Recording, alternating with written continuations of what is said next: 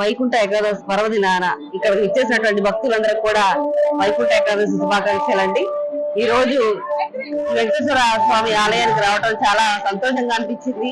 ముఖ్యంగా ఏంటంటే నాకు ఇక్కడికి అడుగు పెడుతున్నప్పుడు నేను మన తిరుపతి దర్శనానికి వచ్చినంత ఎఫెక్ట్ కనిపిస్తుంది అండి. నేను కూడా అది అంటే ఆ స్వామివారి ఎదురుకుండా ఉన్నాం, నా కళ్ళు చెమగలడం అనేది నేను చాలా ఆశ్చర్యంగా అనిపించిందండి. ఆ విగ్రహం కానీ లేదనుకుంటే ఆ తేజస్సు మనం వెంకటేశ్వర స్వామి గారి విగ్రహం ఎక్కడైతే మనం తిరుపతిలో చూస్తున్నామో నాకు అదే ఫీలింగ్ రావడం జరిగింది.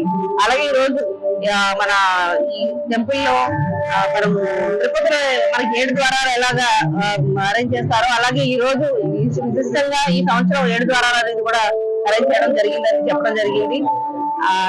చెప్పాలంటే నాకు తిరుపతిలో ఉన్న అదే అనిపిస్తుందండి. చాలా సంతోషంగా ఉంది. భక్తులందరూ కూడా ఇవన్నీ వచ్చి వీక్షించి వాళ్ళు దైవ దర్శనం చేసుకోవాలని చెప్పేసి నేను కోరుకుంటున్నాను.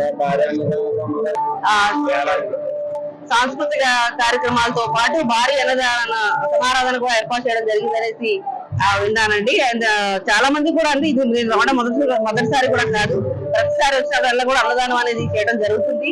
ముఖ్యంగా ఈ రోజు చాలా మందికి అన్నదానం అనేది అరేంజ్ చేయడం అని చెప్పేసి చాలా సంతోషకరమైన విషయం. ప్రజలందరూ కూడా ఈ గుడికి వచ్చి వారు దేవుడిని దర్శించుకోవాలని కోరుకుంటున్నారు. మమ్ముడూరానికి దగ్గరలో చాలా తక్కువ దూరంలో ఉన్నటువంటి ఈ పల్లిపాలెం గ్రామంలో శ్రీహరి సాకేత నిలయము అనేటువంటి వెంకటేశ్వర స్వామి దేవాలయం నిర్మించడం జరిగింది.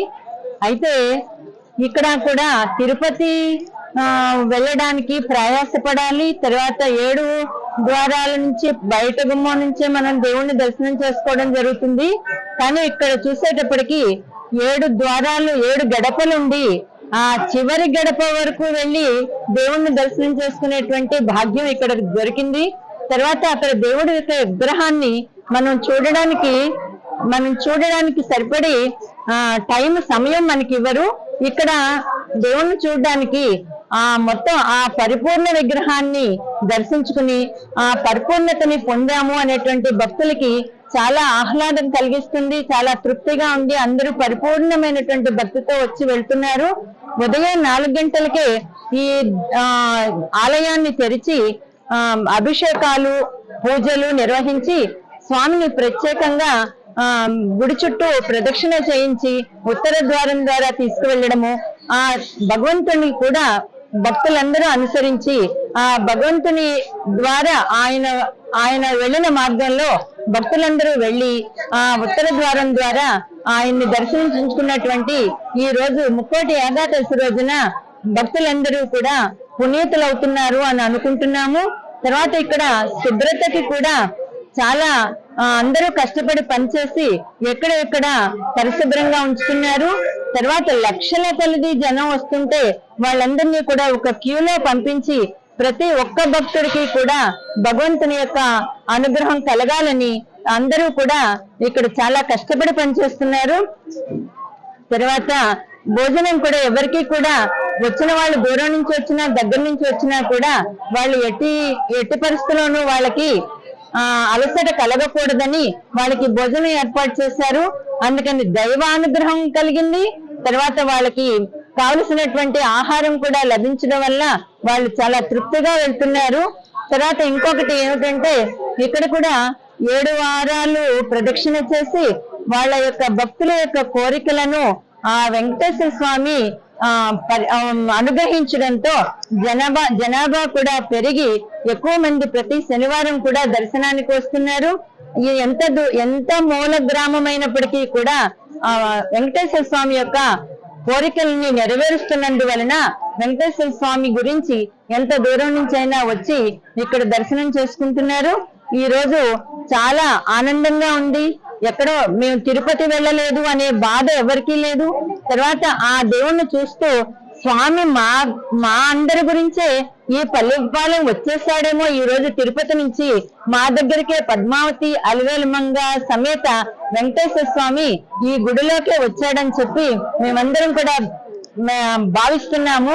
ఆయనకి చేతులెత్తి నమస్కరిస్తున్నాము. అందరం కూడా అనుకున్నటువంటి కోరికలు నెరవేర్చేటువంటి శ్రీ వెంకటేశ్వర స్వామిని పొద్దుటి తెల్లారుజాము 4 గంటల నుంచి కూడా గోవింద నామాలతోటి ఆలయం అంతా కూడా దద్దరిల్లేటట్లుగా, అంటే వెంకటేశ్వర స్వామికి ఎక్కడో ఉన్న వెంకటేశ్వర స్వామి కూడా వినిపించేటట్టుగా ఆ విధంగా వాళ్ళు ప్రార్థన చేశారు.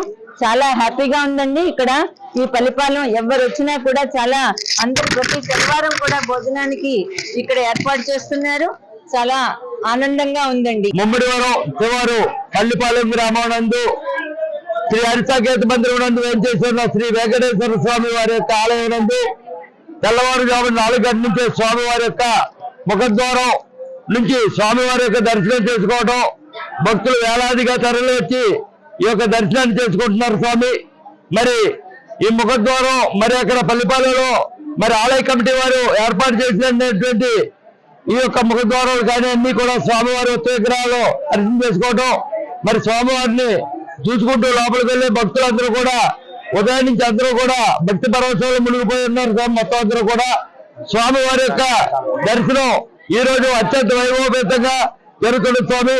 తిరుపతిని తరిపించే విధంగా ఈవేళ స్వామివారి యొక్క అలంకరణ కార్యక్రమాలు మరి చూస్తే భక్తులందరూ కూడా మరి తిరుపతిలో ఏ విధంగా విగ్రహం ఉన్నదో ఆ విధంగానే ఇక్కడ ఉన్నదని మరి భక్తుల యొక్క అందరి ప్రశంసలు పొందుతున్నటువంటి ఈ రోజున మరి స్వామివారి యొక్క విగ్రహం పల్లిపాలెం గ్రామం నందు 7 అడుగుల 3 అంగుళాల విగ్రహం స్వామివారిని దర్శనం చేసుకుంటూ భక్తులు ఆనంద పరవశంలో మునిగిపోతున్నారు స్వామి.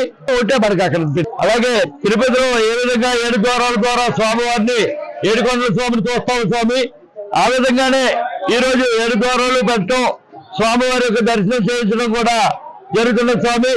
భక్తులందరూ కూడా మరి ఈ రోజు ఉదయం నుంచి మరి వేలాది మందిగా తరలి వచ్చి మరి ఇంతమంది జనం ఉంటారా అనుకుని ప్రజలు వచ్చి ఉన్నారు స్వామి. కానీ ఒక 10,000 మంది వస్తారంటే ఒక 70-80,000 మంది ఆల్రెడీ ఉదయం నుంచి దర్శనం చేసుకోవడం జరిగింది స్వామి.